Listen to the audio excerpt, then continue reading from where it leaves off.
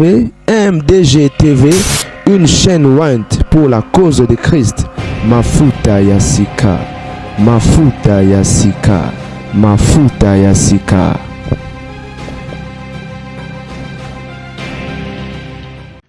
Bonjour la famille, les amis. Grippe mo ebetingayi. Ya mbala kata. Nazayi normal. Ça fait plus ou moins 2 heures de temps. Ta. Nana tishu na maboko. Na ofula ka zolo. Doti na solo na bino boyeko. Na oka nzoto malili. Do ba chair de fer tele mingai. Po na na manto So nazaki na manto te. Nanga retroussé ba manche penza ya elamba.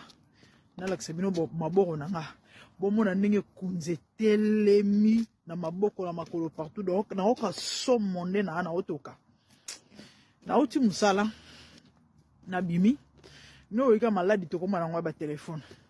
Na zui téléphone na bimisi na bando fuye na bengaki na komini na koti na WhatsApp amoni ba message ba vidéo sko na kena vidéo moko ezaki télécharger te fallait na kena côté to télécharger na sewana ngamba mona fini na vidéo et pesinga image nana kweya na kokate na mikota le bandele après na kimisi elongi na okaka maloba na tali image wana nyonso te na okisomo nzamba lola etala. Des filles kamikaze existent bana basi il y a des filles kamikaze na mokili oyo otala pe mwana muke mon Dieu, je sais pas, vous faites comment?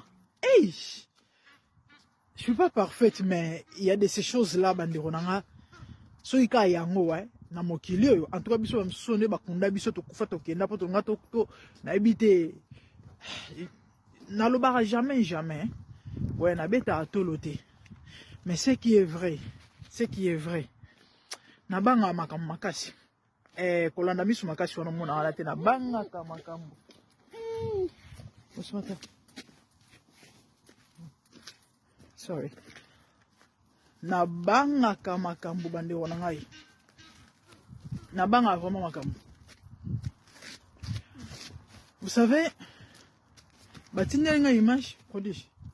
Qu'est-ce que moi Simoko, certainement nigérienne ou ghanéenne.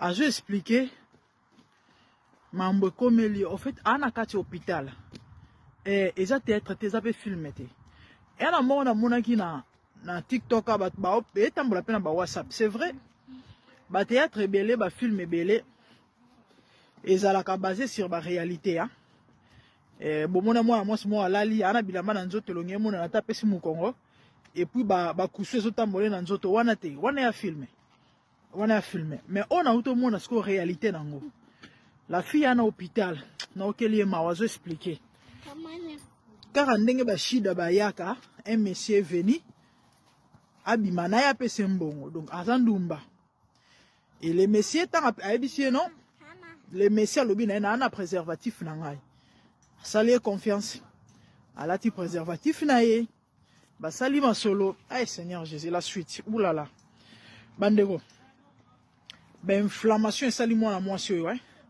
avandi et azana sous-vêtement pamba bota ba cuisse comme tendi a vimbi siko a saigner alobi na réglé déjà moi mais bizarrement makile bimi susu siko makile ngo bande botu nenge bimana nini na ba kusu nzambe moi si aolela sikoyo donc expression elongine vous pouvez sentir comprendre que aoka pasi douleur de tia oloba na difficulté na pema pasi nzambe langa et sacrifice mbeka na oki mawa je me suis dit oh Seigneur aie pitié ok la biso mawa nzambe bana basi en fait ezaka bana basi te et siko ya mawana pas c'est ça que prochaine victime tant muso akuta na vidéo autant mususu te parce que et pas nzamba bazar ezalaka te. Le fait que na yé awa na lobango certainement Dieu va avertir une personne Et on a obondé na kombo na que l'envoûtement tombe de tes yeux au nom de Jésus. Mutumso okuta na ngoboy ayo kipe mais oka lobby et komelie na kombo na Yesu. Que le Seigneur t'épargne. Ah, les amis, il faut mon ango hein. Ozo kangoka il faut mon ango. De ti naza ana okokate na oka naza tellement sensible bablo somo je supporte pas. Non non qu'il moi si ma là. Je me suis dit ah nzambe tam so un peu na bana. Bon so akufi bana ba osuka wapi. Nzamba oka mawa. Tala yaya, tu au son de ma voix. Vie oyo sala yangwana. Neonangai, la vie est sacrée. La vie est précieuse. Tala. Te kata fruit na coin. Ah? Malamu mbongo ya mukie. Mais à propre. Nzamba opambola. Que mbongo ebele ya salité. Aucun nulle part. Au contraire. Au kufa. Et au kende wapi. Tu mourras tôt pour rien. Tu as quel âge? On a vu moulaï liboso na oko samarambo ebele. Bande onangai yaka ba cité hein, même les hommes. Très rapidement vidéo c'est comme moulaï. Fallait na beta li solo ya garçon moko plus ou moins 2 mois passés. Na meko luka message na ekomba message ekota trop na omona ngo souté. Fallait na tanga histoire wana kotanga. Malheureusement j'ai perdu ça. Abetela li solo binanga mama. Amo bali kitoko hein. Elenge na TikTok. Il doit avoir moins de 25 ans. Il est beau. Soit écouter une vidéo, oyo. S'il te plaît, écris-moi. Écris-moi. Abidanga maman, moi, comme là, quand na TikTok, tout ça, une connaissance, Anna Braza. Et to comme solo là, c'est pelinga alulinga ngana lobi na Monica Kenobo. Comme la mobile kitoko basi ba kufela, certainement zolula un peu na beauté nanga. Qu'est-ce qui s'est passé? Moi, je suis ok. Je serai à Kin parce que les garçons sont à Kinshasa. Moi, je suis à Braza.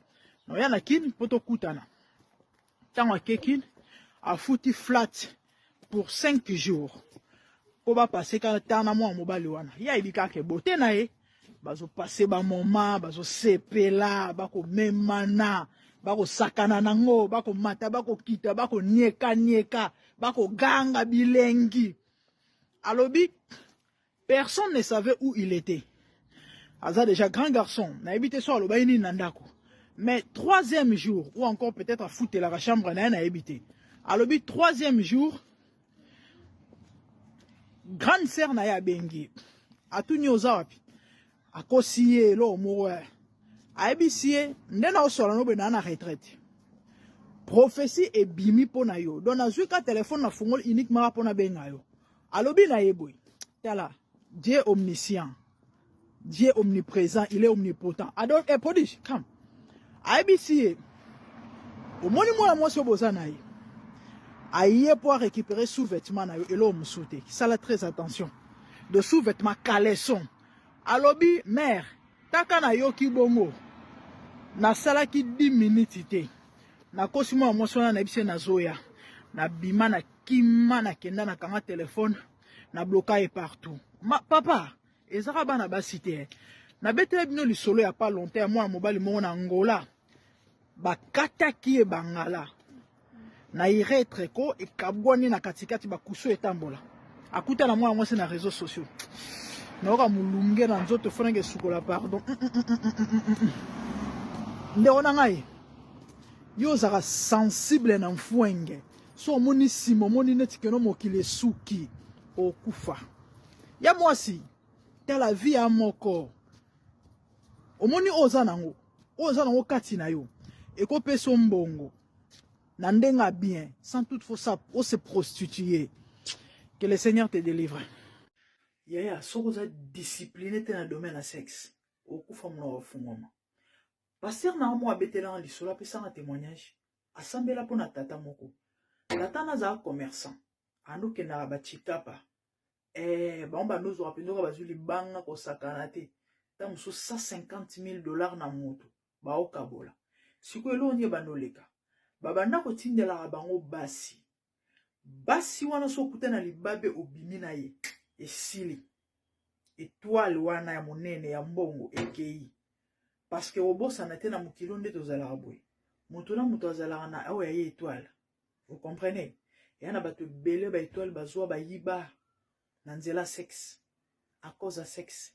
yana bato belé ya on a zo bisa osoza discipline na sexe okufa monoko ofungwama yana mwana mwasi moko akufela mobali esali ke na réunion ya famille tellement balingaki makasi balobi na ye po botutu elongwa po babenga oni bokuya elongwa ya mobali no akufi parce que bobosana te famille na famille ezala na ba coutume nango famille na famille ezala na makambo nango esali ke eza na eloko mo bayebisaki asala mabeti mwa kara ndeko ya mobali na ye avant mwana mwasi akende alandi ye abine yo mamuto yebisaki yo osaba maseki ti sikoyo osali eloko totindaki yo te eloko yango nini bayebisaki aluka likango na ye moko akala ex abima na ye epuis abima ne ka une fois so abimi na ye aotikele botutu wana ye aotikala libre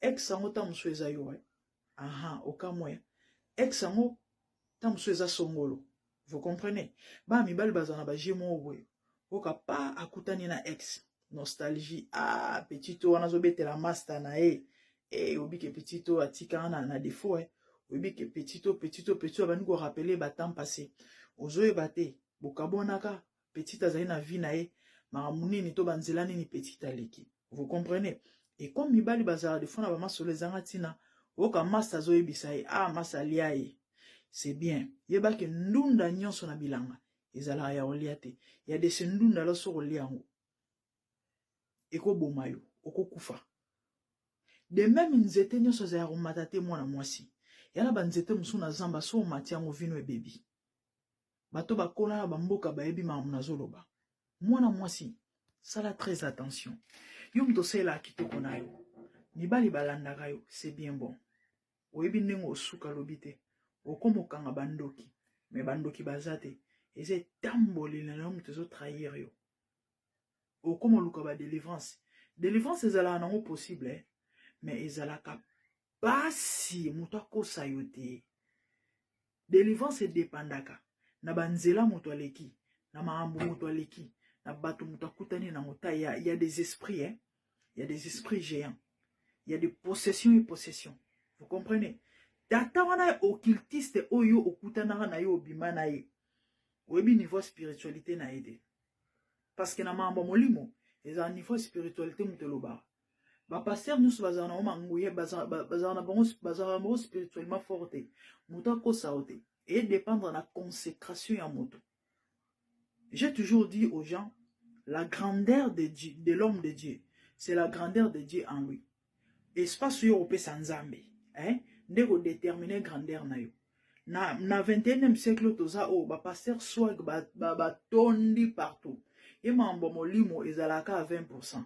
Aza plus nzotologie na nzotologue aza nazolata bien ko gêner ka ezara problème donc niveau na spirituel et ana élevé te ana peta mso ana pe musala na nzambe abanga ana pe nzambe siko oya opesa e kaneti ya lolengo ya yo ya tata na obima na yona ya tata wana wa bana obimisa nguma ndo sanzela yembo ngaka ta chambre mais attendez tu vas te obitia na kata ba problème mo oyo yo mo yeba ndo silise na mote mama papa to silicité na ko expliquer yo pourquoi sexe pourquoi baleka na nzela sexe pourquoi ezala sexe na ko expliquer yo papa mama pouvoir mpifo nguya evanda na loketo ya mutu tango na oloba loketo eza place batiaka singa ya fumbwa te eza ange partie o nyonso na liboso na nsima do sexe eya na kati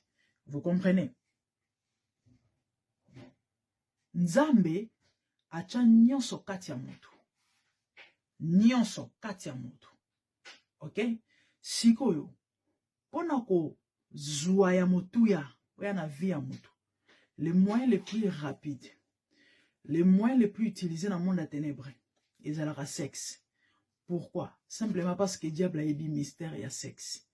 A ébi que tant on s'accouple dans le il y en a beaucoup mieux moko. On a pouvoir, on a possibilité à soutirer tout comme il y a côté ça.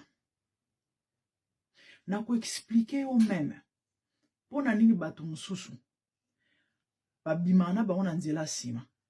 eza ba pele eza la mwasi do ba occulte quoi bato baza spirituellement élevé occultiste ba yebise sozo bimana mwasi ko bimana liboso te fo bimana ndenga sima mususu pe ako pénétrer na nzela sima te place au sala toilette a kota na voie normale excusez-moi mais a sala ngona ndenga sima oyebi poanini c'est pourquoi je vais t'expliquer ça OK omoni pona telema boy pona sa mouvement moni oni sa maboko boy et dépend na colonne vertébrale na ngai ya on aime des sala ke nzoto na ngai e fonctionner ndenge sengi ce colonne ekufi na bouger te ce colonne bukani na sa mouvement te vous comprenez sikoyo bato lokola ba homosexuel to ba mibali même bana basi mususu c'est vrai monsieur c'est un fantasme mais bon pona sentiment na ye andimi na ye asepeli na ye ezana ndinga sima mais si mandang nzamba sala yango lo ezala lokola taux d'échappement anis ezala taux d'échappement ezala pona kokotisa te ezala pona kobimisa ezala pona kobimisa sikoyo bato ya molili ba utilizaka yango oba benda yo to pe ba bimisa yo ya motuya o ya kati na yo bomoto na yo evandi na colonne vous comprenez quand on pénètre dans nzela ya sima en fait c'est automatiquement et pas na donc en fait colonne evandi et na cerveau vous comprenez bomoto na yo mobimba eza place wana peut-être les gens spirituels vont me comprendre tant mususu TikTok ya bolimbisi choisissez moi peut-être to ça lango to fungo lango peut-être tant to banda ça ba direct vous aurez le temps de poser ma question to meka ko s'élargir bon va comprendre gloire à Dieu dommage ki bamsou peut-être les kabango surtout bato baza trop spiritualité OK tozongi na banolo ba pouvoir et wana loketo sexe eza le moyen le plus rapide facile et openje sengeli pona ko transmettre moto pona ko retirer moto pona ko transférer pona ko otala film akarishika bato batala ba film akarishika ba nigérien vous vous rappelez karishika bimana pasteur moko baluki pasteur na ba forme tout bazuete mais bazo eka na nzela sexe pourquoi sexe et eloko ni eleka pendant qu'azaki en contact sexuellement na pasteur wana na moment ya jouissance tant moto ko ma jouir pasteur abeta cri a se retrouver na monde pandémonium tout ce que vous voulez mondo ya bandoki wana auto mona na ba film bo mona ngo aona ba osekaye pourquoi esalemi pendant moment wana ya jouissance nde lorsqu'on a expliqué yo na vidéo ezolanda certainement na s'arrêter wana soy bozana ba question botia ba message na ozonga sikopo na répondre merci les amis pour finir oya bonus na opesa omoni bato baza spirituel bato ba très spirituel et à côté négatif et à côté positif tant le spirituel les a gâtés au pasteur tout le monde ensemble là non les a ba occulte ba loge ba on ba zakut ma kasi ba route ba mire parce que ba respecter le principe au sanade ba chrétien ba chrétien ba négligent ba tout ba sakana na nzambe na niveau au sanade on moni christianisme ils a faible et pour la plupart ba chrétien ba bon on est ils sujet mususu to lobela ngope to lobela ngwa un jour et yana religion mo sakana na mamba molimo lokola ba chrétien te christianisme te yango moni masolo ba chrétien zaka masolo monoko omoni bato ba spirituel ba leader à opinion ba président ba orchestre baza bato baza très discipliné na sexe so moni mut aza ba réserve tout ba contrôle te na ba sexe belé ba sila moto avant omoni ba danseurs ka bomona rana o alongo pa songolo ake pa pakala nyon sauté ezala rolongo ya normal ake pe kuna pona ota ke évoluer tete monsieur za ba mission mon pendant na olo baboy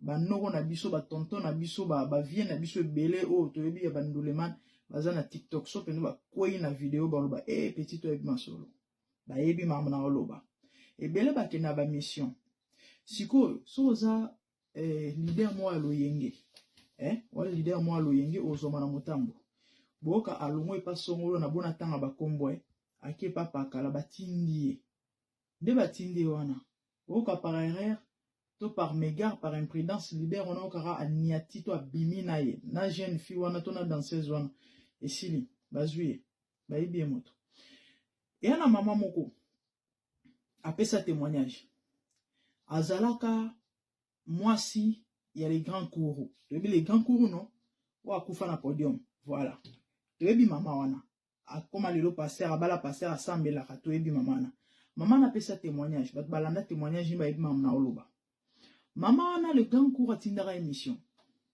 période wenge ezosala ezopela wenge batindaka epa leader moko wana parmi toyebi ezali na de leader wana babanda ye ko batindaka ye abimaka na moko ezaka le courroux moto atinda ye ndeko na biso oyo tobanda solola mosusu na mosala nzambe moko asekisanga alobi moko mibenga kombo moto papa pwani po eloko motu oyo babendaka mama nzopesone ya masolo solo bato bayebi mama na moto apesa témoignage ke le grand courroux atindaka ye abimaka na ndeko ezalaki keno bazali na besoin eloko vous comprenez en fait eya baréalité esalemaka mwana mwasi azalaka nga alobaka mwasi azalaka babenga yango nini isa génique c'est vrai libala ekosimba te se remarie ezalaka nango mobala akokufa ezalaka nango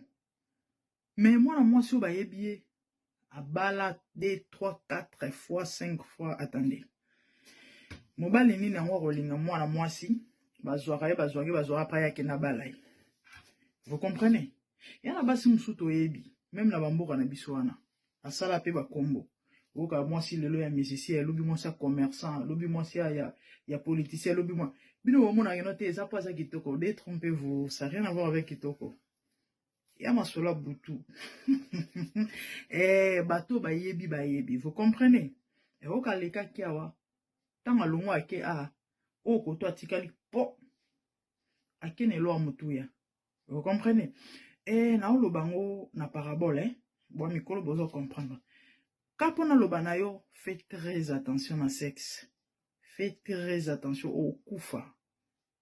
okokufa so bali omoni monde spirituel so baoluka moto parmi bavoise moyen oyo ezala pene erasira bango keno esili moto tozwi ye ezala sexe même na libala oka mwasi na mobali baoluka mobali to baoluka mwasi baopiége bino batie bakoswana po mobali atrompe mwasi to po mwasi atrompe mobali bazwi yo yana basi ebele batikana na bapota na mitema ayeba ata oloba ngo ndene atrahisa mobali ne parce que abima na camarade ya mobali ye mo akomprena te eloko yango ekoma ndene mobali wana babanda koluka ye na monde ya molili ta mosusu eza bando oyo la poste ou bien peut-être esika oyo azalaki yana motu moko abandaki koanvie yango master moko abandaki koanvie yango te ifo na botola master oyo esika azali vous comprenez et na koluka kobotola wana ta mosusu nganga ayebisaki ke nonde eza boye la seule moyen ezaka ifo bima na mwasi na ye e bapiége ya mare pa bazwi na motambo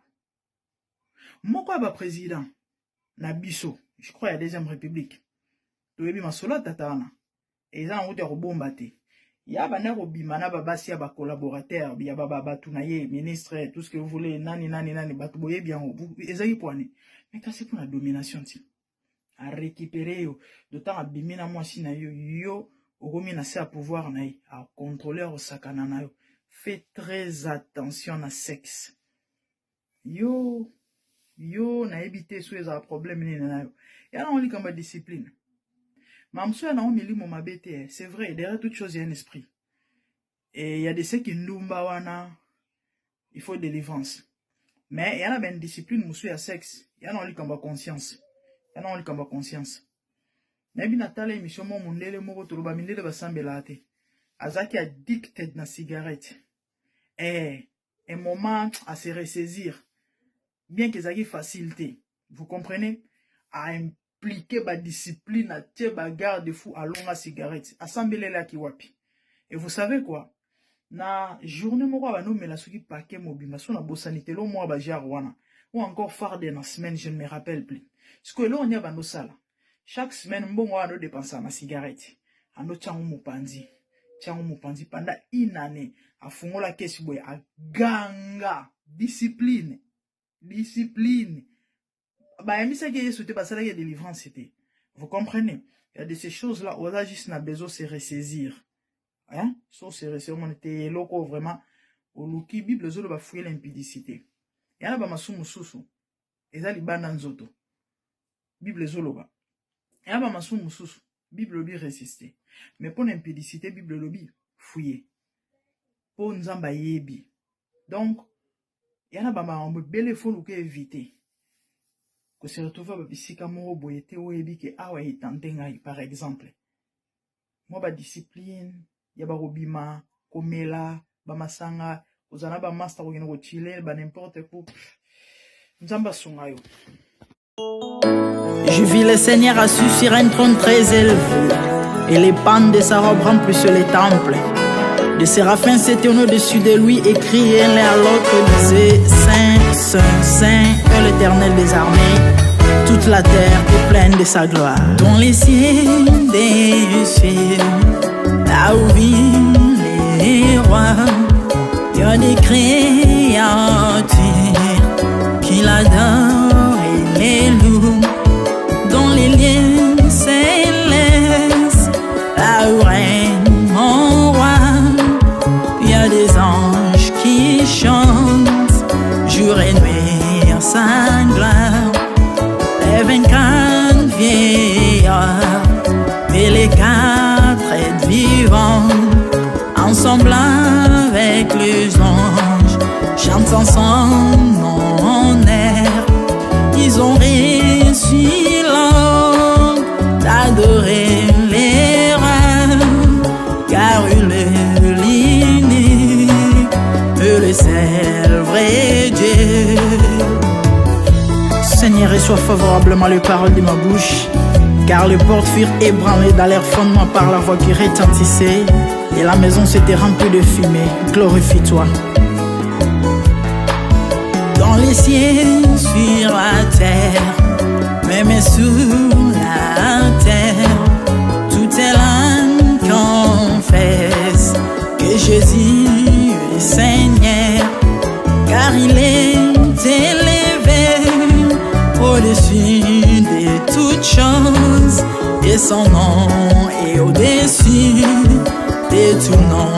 Jésus, je m'avance devant toi, oh mon Dieu, mon roi, unissant ma voix avec ceux des anges, en jetant nos couronnes et des coups pleins de parfums odoriférants, nous rendons gloire.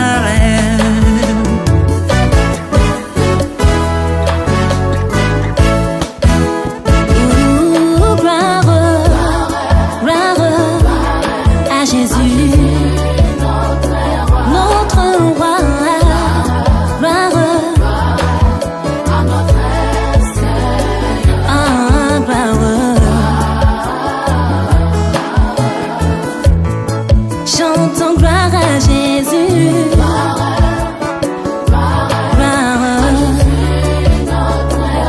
Notre Seigneur, gloire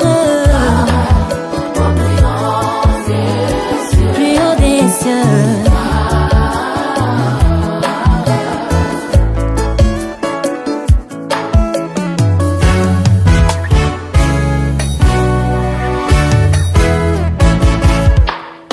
Il est beau d'annoncer les matins ta bonté.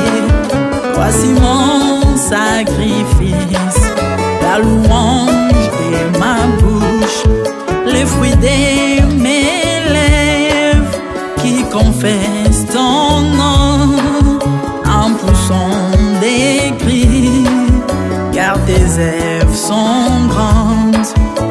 trouve un jour dans ta face qu'est mille ailleurs, car tu es mon soleil, mon bouclier, ma tour forte.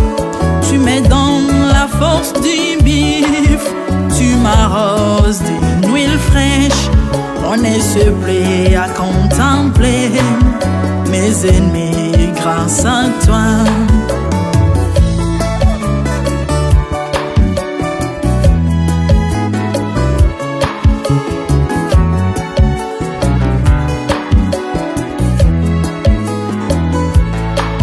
Je prospère dans tes parvis, je porte des fruits, même dans ma vieillesse, plein de sève verdoyant, comme le palmier les justes croissent et s'élèvent comme les cèdres du Liban planté dans les jardins de Dieu. Dieu des vengeances s'élève pour venger mes ennemis. Il mettra la fin à la malice de leurs œuvres, car il est le tout-puissant, l'éternel des armées, El Shaddai Adonai, El Elyon Sabaoth.